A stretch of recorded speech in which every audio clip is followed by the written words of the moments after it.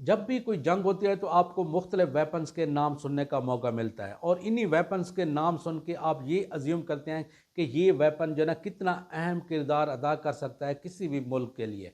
अभी करंट वार को देख रहे हैं जो ईरान, यूएस और इसराइल के दरमियान जारी है, तो इसमें भी आपने मुख्तलिफ वेपन्स के नाम सुने होंगे। हाँ, एक ऐसा वेपन जिसका नाम अभी तक आपने नहीं सुना होगा लेकिन उसका इस जंग में सबसे ज़्यादा यूज़ किया जा रहा है, जिसको आप नहीं जानते होंगे, जिसकी अभी तक आपने फुटेज नहीं देखी होगी।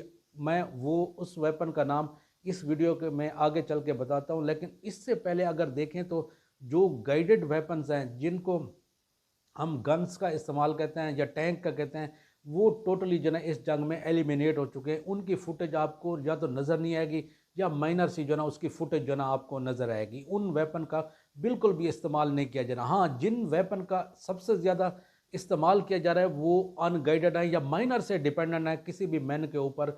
और वो अनगाइडेड वेपन्स कौन कौन से हैं जी? ईरान ने सबसे ज़्यादा बैलिस्टिक मिसाइल्स का यूज़ किया है। बैलिस्टिक मिसाइल्स में से सबसे ज़्यादा खैबर शिकन का यूज़ किया है, इमाद का किया है, सिजील का किया है। ये उसके प्रोमिनेंट बैलिस्टिक मिसाइल्स थे। फिर उसके बाद दूसरे नंबर पे उनके अपोनेंट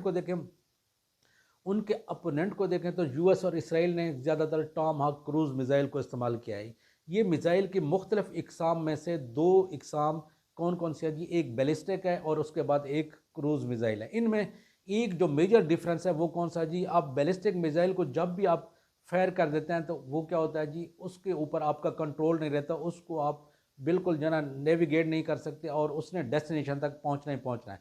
जबकि उसके मुकाबले में अगर आप क्रूज़ मिसाइल को देखें तो लॉन्चिंग पैड से फायर होने के बावजूद भी उसके ऊपर आपका कंट्रोल रहता है और उसको आप नेविगेट कर सकते हैं। अब जितने भी आपने देखें ये वेपन्स हैं, ये देखें सभी अनगाइडेड जा रहे हैं। फिर उसके बाद यूएस ने क्या किया है जी? B-2 बम्बार तैयारे इस्तेमाल किए हैं और इसको GBU-52 को ड्रॉप करने के लिए भी इसी तैयारे का इस्तेमाल किया गया है। इसके मुकाबले में ईरान के पास ऐसा कोई एयरक्राफ्ट प्रोमिनेंट नहीं था, इसलिए उसने कोई भी एयरक्राफ्ट का यूज़ नहीं किया।